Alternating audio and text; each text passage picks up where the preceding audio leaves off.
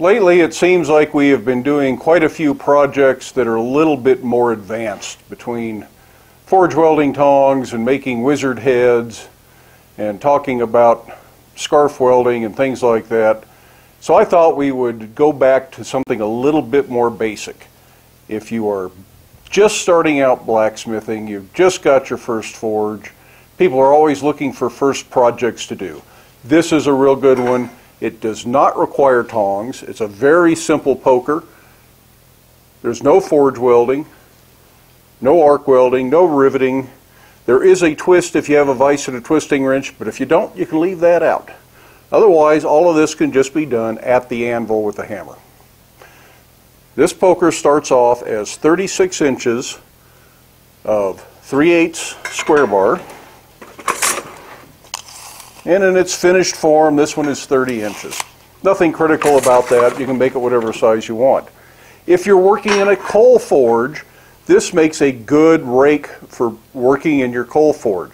And it's an excellent first tool to make the first day you fire up that coal forge. You're going to need something like this to maintain your fire. So this is a great project for that as well. So let's go over to the forge and let's get started. So we have our 3 feet of 3/8 square bar. I'm going to start with the handle end, and I'm going to forge a little bit of a taper, put a little decorative curly Q on there, and then put a round ring on there.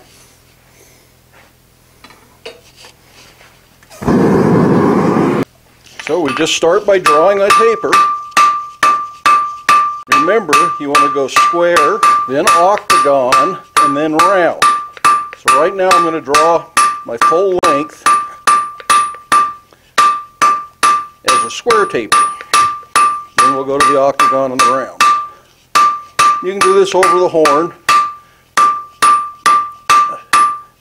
I thought it'd be easier to see if I do it here.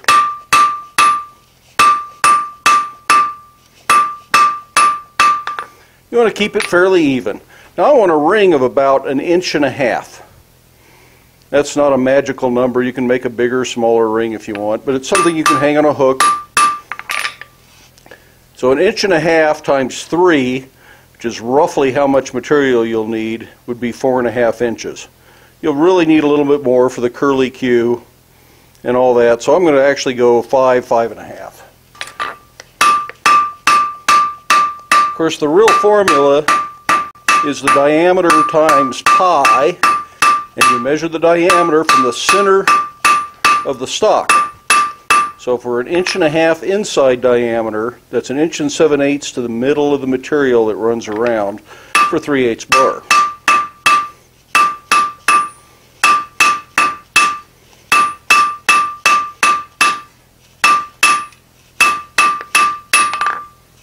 Since my anvil is 5 inches wide, I know I want it just a little wider than my anvil. So now I'm going to go to the octagon.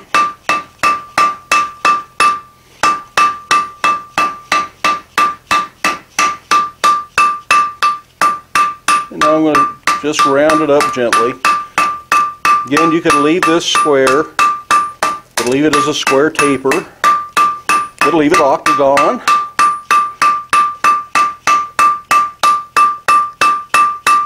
None of this is set in stone.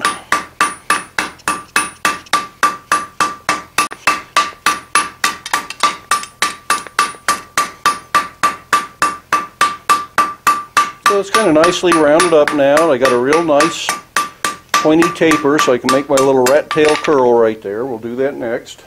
Now you can do this with a little pair of scrolling pliers, but you might as well learn to do these at the edge of the anvil. That's better skill development. Just start with the end over the edge of the anvil and kind of rolling blows at the hammer very lightly, and keep advancing it. You don't want to leave a kink. The same thing when you come up here. If you're hitting the same spot over and over again, you're going to end up with a kink.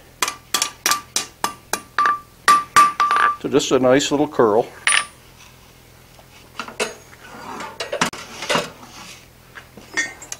Now we want to take a heat all the way back to where we stopped rounding up, and we're going to offset our bend so that it's already starting to go around this way, and then we'll bend it back. You don't really want to go 90 degrees, but little past 45, so that's our start. Now you could do this with a bending fork and just work it around this way quite nicely. You could do it with a really big pair of scrolling pliers if you want to. Or you could even make a special welded up jig to put this around and bend it. But again, we're trying to develop skill, so let's do it at the anvil. Now your little curly Q is kind of vulnerable, so it doesn't hurt to have a bucket of water you can cool just that much off in. And I'm going to start up here towards the top and just roll my hand around as I work around the horn and go to progressively narrower parts of the horn until I get pretty close. So we're getting there. I'll keep cooling off the little curl on the end. That way I can get right up next to it here. And don't have to worry too much if I accidentally hit it. You want to try not to actually hit it though, if you can avoid it.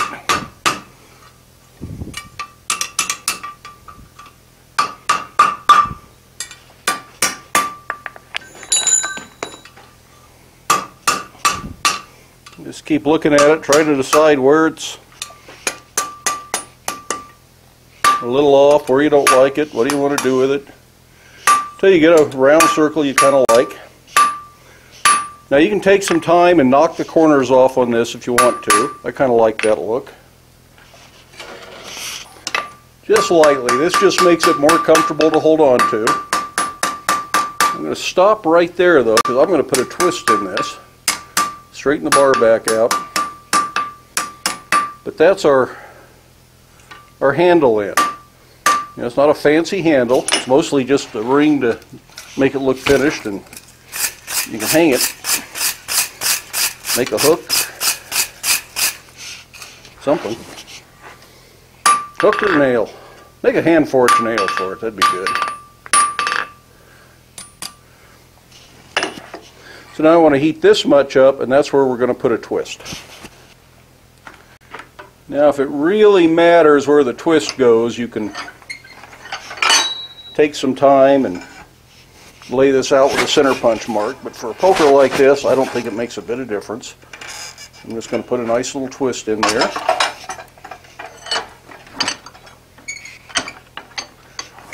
Straighten it in the vise.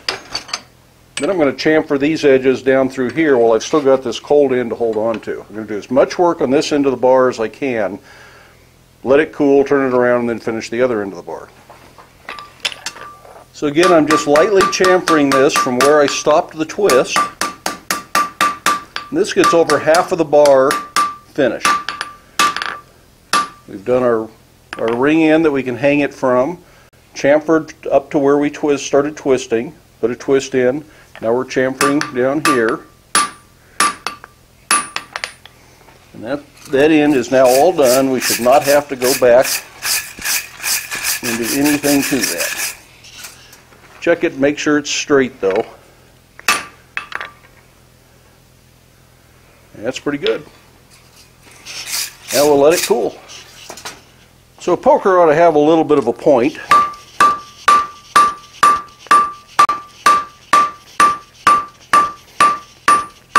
And this one has a big flat hook, kind of a shepherd's hook look to it.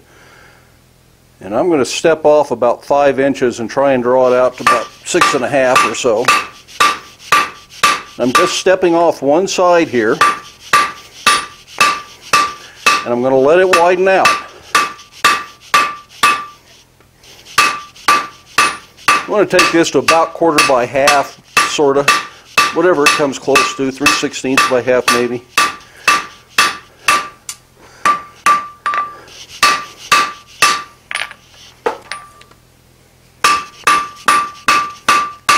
Don't make it too thin or it'll be easy to bend, but do try to make it even.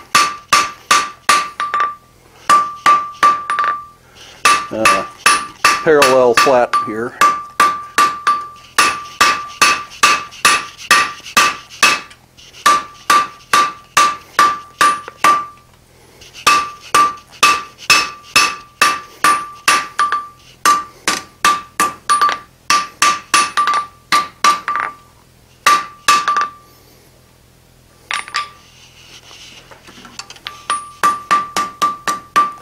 Now once you get something you like, it probably doesn't hurt to chamfer the edges on this as well.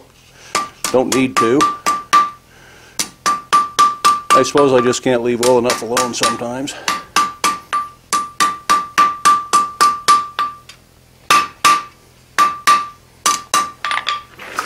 What did we end up with? We ended up with 7 inches. I think that'll work out just fine. Nothing magical there. This isn't a bad time to chamfer this little bit of the bar either, just so you're done with it.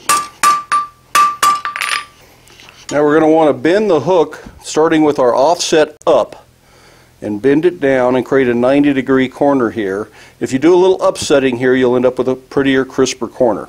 Again, not absolutely required. And then we'll put a graceful bend in the hook, and that'll be it for that end, or for the hook part. So just bend that down, and you'll notice this starts to curl up. Just let it do what it wants to do.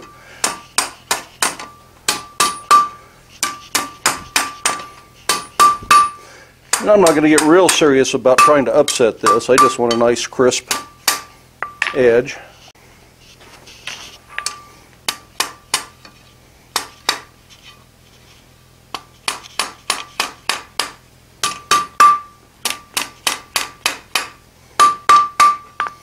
That's probably good enough.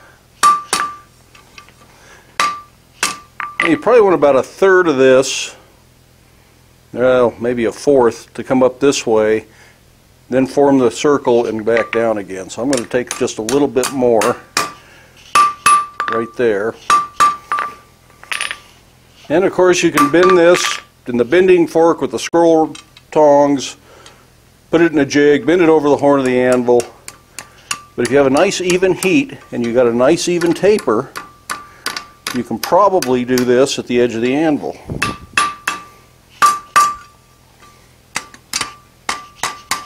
A little hard to get in there sometimes, but then I like to kick the point back. So that's really all you need to do. I'm going to clean this up because I do have a horn on my anvil, and it won't be hard to do that way. So this is just fiddling with it to make it look like what I think it ought to look like. Yours doesn't have to look the same as mine.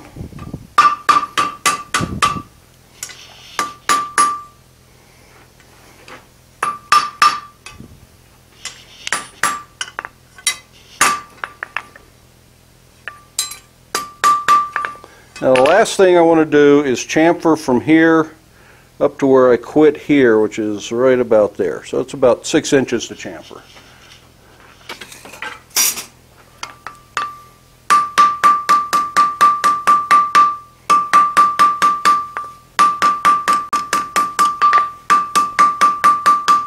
And make sure it's straight.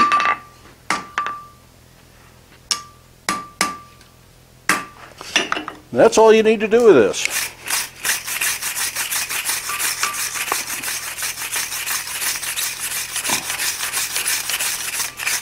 You can put some wax on it if you want to, but it doesn't need it. And for what I use these for, I don't see any point in it. I usually use these for camping. They get so grubby around a campfire. So now it's just a matter of letting that cool till we can touch it, and then we'll see if we like what we got. Frequently I'll put a second twist in this part of the shaft. Doesn't matter. Do whatever you want. This is your project. Change it up. Make it different. Make it longer. Make it shorter. Make it out of 1/2 inch material if you want to. It's just up to whatever you want to do with it. So here we have our poker. You can use it to open the handle on the wood stove. It's nice for that. You can use it to move stuff around in the spire. One of the things I really like about it is for camping. If you have a coffee pot on the wood stove, it makes a nice pot hook to take the pot on and off the wood stove. So that's it for our simple poker. It's a good project. If it's your first day at the forge, this isn't a bad project. It's okay if it doesn't come out pretty, but it's very useful. And if you have a coal forge, this is a useful tool for maintaining your coal forge. Although for that, I'd probably make it a little bit shorter. The only tools you absolutely have to make this project are forge, hammer, and anvil. You don't even have to have a horn on your anvil if you're using a block of scrap steel.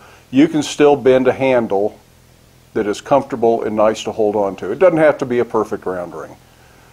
And you don't have to do the twist if you don't have a twisting wrench or a vise. If you have a vise but no twisting wrench, well, maybe you should make a twisting wrench too.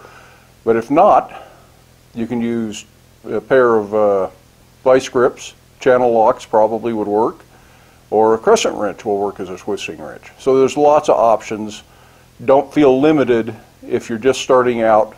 This is a good first project, good beginner's project, even if you've been doing this for a few months or a year. If you're still just looking for things, great gift project when the holidays come back around, or for somebody's birthday, or if you've got friends that like to go camping or hunting. This will get a lot of use around a camp because it's a real good campfire poker. So I hope you enjoyed the video. I hope you can make use of the project. Love it if you give it a thumbs up. Love it if you'd hit that subscribe button. If you're so inclined to help the channel out financially and be a bigger part of what we're doing here, you may donate through the PayPal link down in the description. There's no obligation. The content is always free. It's just a donation if you so choose. In the meantime, head on out to the shop, or if it's dark, sit around, watch some more of my videos, share the videos with your friends, but stay safe, do wear your safety glasses, and we'll see you for the next one.